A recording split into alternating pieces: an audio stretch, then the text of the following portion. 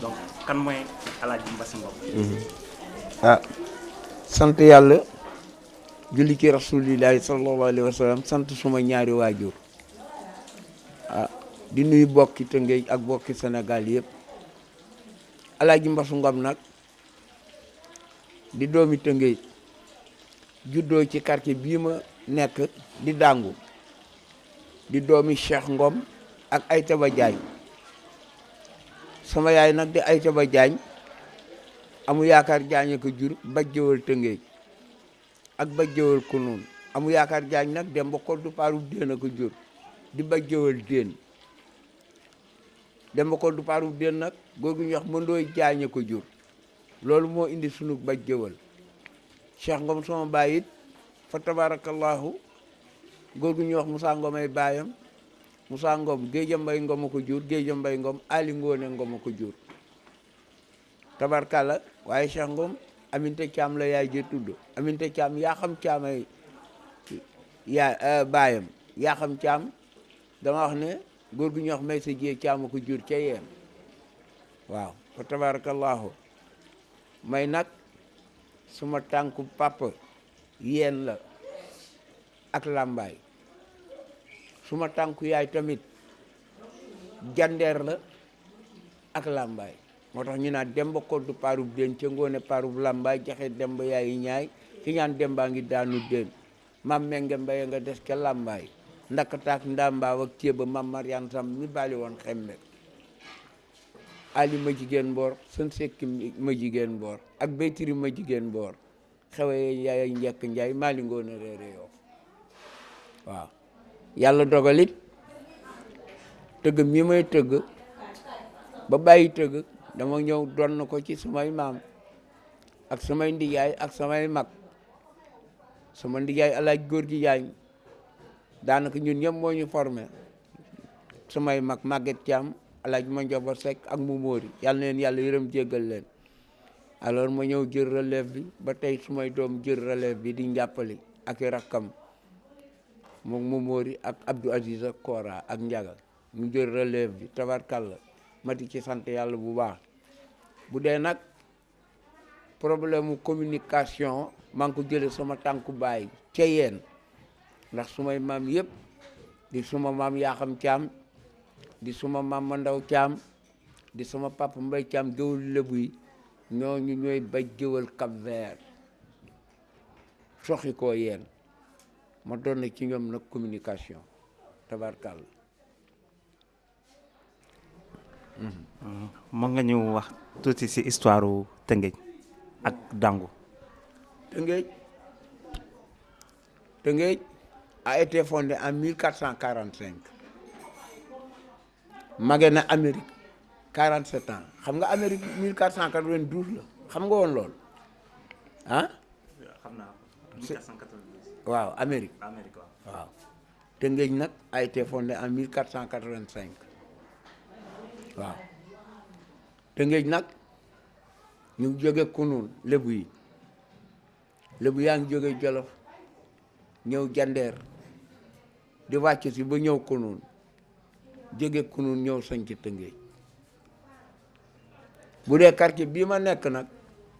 muy Dangu fukki penc la woon ak ñaar boobu ay village la ñuy wax ce n'était pas des quartiers c'était de petits villages Tëngéej fukki penc la woon ak ñaar ci la yemoon muy jokkul kaw benn jokkul njaayeen ñaar jokkul njuureen ñett jokkul wàgg ñeent ndënku juróom coxo juróom benn gendel juróom ñaar darsalaam juróom ñett Dangu juróom ñeent sanc bu fukk Mérina fukk ak benn Cawleen fukk ak ñaar li moo nekkoon Tëngéej muy les 12 penc traditionnels nga xam ne lébu yi rek ñoo ci dëkkoon ku dul lébu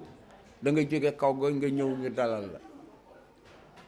loolu moo nekkoon Tëngéej booba nag au bord de la mer ceetu géej foofu la Tëngéej nekkoon fukki penc yooyu ñaar yu ma limale foofu lañ dëkkoon ci booru géej ñu tuddee ko këri géej en 1904 la ñu commencé toxu foofu ndënku moo jëkk a toxu ak góor gi Demba Jaake Mbay ñoo jëkk a toxu ñoo sanc ndënku après ndënku dàngu ñëw en 1904 fii quartier bii ñu toog 1904 la après coxo ak Dar Salaam tamit toxu 1904 ñuy wax coxoy Dar Salaam li tax nag ñuy wax coxoy Dar Salaam maam Anta Diop la ak maam Birane Diop ñoo bokk ndey ak baay maam Birane Diop ñëw sañ ca coxo maam Anta Diop ñëw sëy si Dar Salaam kër maam xool na Sall am fa Sele Sall loolu moo tax ñuy wax coxoy Dar Salaam muy Anta Diop ak Birane Diop waaw moom it 1904 la waaw ak Gendal 1904 sañca ba Thiawlène Mérina 1905 jokkul yi ñeenti jokkul yi ils habitaient au bord de la mer ñoom taxawuñu foofu la ñuy dëkk muy fukki pencee ak ñaar loolooy Tëngéej Tëngéej ji portugais yi ñoo fi jëkk tudde ko Rio Fresco après portugais yi anglais yi ñëw après les anglais hollandais yi ñëw après les hollandais ci la français yi ñëw ba coloniser Sénégal waaw waaw. mais lan ma waraloon déplacement yi lan ma waral ñu quitté ville bi. géej donc fii géej bi ñëw. waaw booba fii àll la booba fii àll rek la te géej gi xat na léegi foofu ñu dëkkoon xat na te dañu bëgg di napp di béy ñu ne nag nañ jege ji pour man di béy tamit àll bi waaw ça fait que ñu nekk au milieu diggante géej ak àll bi ñu dëkk ci digg bi di béy di pêche ji à la mer waaw. lan moo nekkoon rapport habitants yi ak colons yi dans la période durant la période coloniale. dans la période coloniale habitants yi colonial yi nekkin wu rafet la ñu nekkoon bu rafet a rafet parce que Tëngéej était la deuxième ville économique du Sénégal. Saint-Louis était la capitale de l'Afrique occidentale française, l'AOF. Aussi, Saint-Louis était la capitale du Sénégal. Mais la deuxième ville économique du Sénégal, c'était Rufisque. Parce que booba gerte gi ñuy béy Sénégal yëpp fii lañ koy jaayee Petersen xam nga Petersen. non Petersen mu ngi fii terminus Sotrac dem dikk yi magasin yu mag yooyu foofu mooy Petersen foofu lañ daan jaayee gerte gi yëpp encore usine la woon d'huilerie. Il y a pas longtemps usine huilerie la woon. waaw moom la musa nekk aussi y avait tamit une usine huilerie au bord de la mer ci ginnaaw église bi foofu it amoon na huilerie bu ñuy wax la Rufisquoise boobu dëwlin Sénégal yëpp Tëngéej lañ koy defare mu jëkkam usine dëwlin ci Sénégal nekk ville économique ñaari port yi fi la nekkoon ñu di ko wax waaxu tabax ak waaxu xànq fi la nekkoon waaw Blaise Diagne moo jël Tëngéej yóbbu ko Dakar maanaam ni mu ko yóbboo Dakar jël port bi yóbbu Dakar fexe ba Dakar nekk capitalu Sénégal teraangay Tëngéej yëpp Blaise Diagne loolu yëpp c'était pour xeex politiquement rek waaw politique rek moo indi loolu ba teraangay Tëngéej yëpp dem Dakar. y avait aussi l'usine Bata. waaw benn usine rek moo amoon Sénégal bu ñuy defaree dàll muy usine Bata mooy li ma wax ne la Rufisque était la ville économique du Sénégal. Sococim Bata Valda Solidité mooy dragage caterpillar yi gis nga soo passé Icotaf tuuti auto vidange yi usine karo yooyu foofu ñuy gaare foofu la dragage nekkoon muy Solidité caterpillar yi Icotaf nekk fii Valda nekk fii bon y avait les sociétés Morel Prom Nozoco Vesia yooyu yëpp c'était des sociétés libanais yi nekk fi ak les tubaab ku mel ni Jean Solaire Beaujean Gafari ñooñu ñëpp ay commerçant la ñu woon Dubarry ñooñu ñëpp ay commerçant la ñu woon Dubarry moo nekk en face tribunal en face inspection de l'enseignement primaire kër Pape Alsane Diop foofu moo nekkoon kër Dubari waaw Vésia moo jàlloog pharmacie centrale waaw ñooñu ñëpp c'était des commerçants te nga nekk une ville économique Dakar fii lañ daan passé seen week-end Thiès fii lañ daan passé seen week-end booba Tëngéej daal gannaaw Saint-Louis Tëngéej la. En parlant de loisirs, il y avait aussi le champ de course. Champ de course boo diggee mu tuddee champ de course hippodrome bee tax foofu la hippodrome bi nekkoon moo tax ñu tuddee quartier boobu champ de course yooyu quartier bokkul woon ci Tëngéej Tëngéej li ma la wax mooy 12 penc yi ma la jëkk a wax à part loolu beneen quartier boo fi dégg rek dëkku fi woon c'est après l'indépendance lañ ko créé waaw. Et maintenant, au niveau du jardin public, il y a un monument dédié aux morts. Bon, il paraît que Rufisque a beaucoup contribué. waaw Rufisque contribué na ci lu bari mooy li ma la wax rek nee naa Rufisque lépp fi la nekkoon lépp bu 14 juillet Moussa na jot di fête nationale de la France boobu tubaab yee nu colonisé fête bi yëpp Tëngéej lañ koy defee lépp bu ñu xëyee def défilé bu ñu jógee ci défilé bi dem au bord de la mer def régate course des pirogues bu ñu paree course des pirogues dem añi 3 heures ñu ñëw def course mbaam def course rawante sol saaku yéeg maaw bu ñu paree ci yooyu alors organiser benn sabar boo xam ni le maire ak le délégué de gouverneur ñoo koy présider waaw 14 juillet boobu mooy suñu fête nationale parce que en ce temps-là on était des Français waaw boobu tubaab yee nu colonisé te nga xumb neex bu 14 juillet Moussa na jot à partir du 12 juillet rek da ngay gis Thiès wàcc si Ndar wàcc si Dakar wàcc si ñëpp Tëngéej lañ koy feetoo boobu Tëngéej neex na macha allah te lépp am na fi waaw. dara manqué fi woon. Rufisque c'était une commune de plein exercice. Oui. Il paraît que les citoyens pouvaient avoir la nationalité française. Oui, Rufisque est une commune en plein exercice. Il y a Saint-Louis, Gorée, Rufisque et Dakar. 4 communes yooyu ñoo fi amoon 4 communes yooyu tamit ñoo doon voté. Les premières élections de Saint-Louis municipales, c'est en 1872 ak Gorée ñoo dëkk def élection ci Sénégal Saint-Louis ak Gorée en 1872 après 1880 muy deuxième élection ci la Tëngéej bokkee les premières élections de Rufisque 1880 la mairie là c'est en 1880 le premier maire bi ñu jëkk élire en 1880 il s'appelle Pierre Verger c'est un tubaab après ñu demaat élection en 1887 ci la ñu créé Dakar muy 4 communes yi ceux qui sont nés avant l'indépendance comme man par exemple si j'avais besoin d'un bulletin de naissance ou une pièce d'état civil su ma ko adressé Nantes léegi ñu yónnee ma ko waaw tous ceux qui sont nés avant l'indépendance suñu pièce d'état civil la nga France man bu ma soxla woon pièce Nantes léegi bu ma koy téléphoné ñu di ma ko defaral dama leen di jox rek suma date de naissance suma filiation ñu defaral ma ko waaw ñun yooyu ñëpp ay France normalement ñun ceux qui sont nés avant l'indépendance vraiment rafetul sax ñu bëgg a dem France di ñaan visa c'est pas normal tubaab yi dañu yàgg nax mais rafetul nous sommes des Français 4 communes yooyu nag góor ñi rek ñoo daan wote jigéen ñi daaw ñu wote les femmes ont commencé à voter en 1945 comme les femmes françaises 1945 la ñu commencé voter waaw après nag 1880 ci la Pierre Verger nekk maire mais après Pierre Verger nag doomu Tëngéej yi jëkk a nekk maire Ibra Seck la Ibra Seck caba tuuti après nag Ibra Seck 1919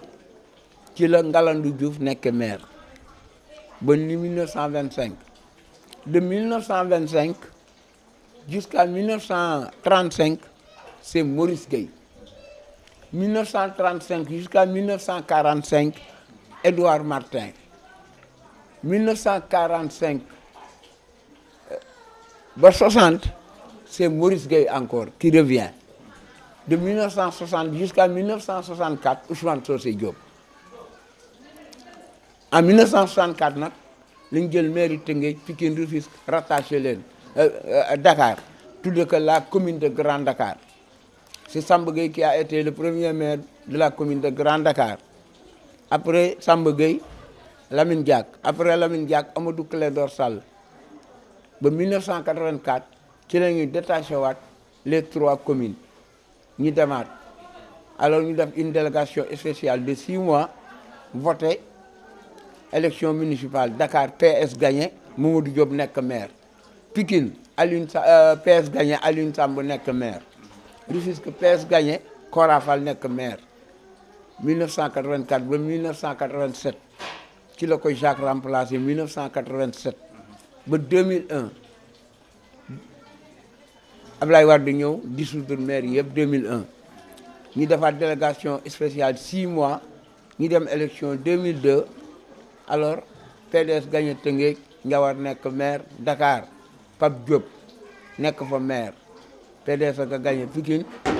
PDS gagné Dow Niang Ndiaye nekk maire alors waaw 2002 nag la Njawar nekk maire ba 2009 ba 2014 Badara seen mama yàlla na ko yàlla yërëm jéggal ko moom Njawar Touré waaw 2014 nag ba léegi Daouda Niang mooy le premier magistrat de cette ville. Bon Rufisque am na benn place bu ñu tuddee place Gabar mën nga ñu wax tuuti si Gabar. Gabar nag ku doon waar la. maa ngi dégg ay histoire am ak waa Tëngéej musula jubboog waa Tëngéej parce que dégg naa dafa soxoroon ci waa Tëngéej torop waaw sonaloon leen lëjal leen lool tabarkàlla ba dégg naa waa Tëngéej tëkku woon nañ ko sax mook Blaise yëpp waa Tëngéej tëkku loon leen bon Blaise xam nga yaayam mu ngi dëkk bari ñi ñoxor jaañ waaw dañ ko joxe woon rek gore waaw mais Gabar daal dégg naa histoire am daal ku doyoon waar la même coxor googu mu coxoroon moo tax ci léegi waa Tëngéej fàttaliku tudde que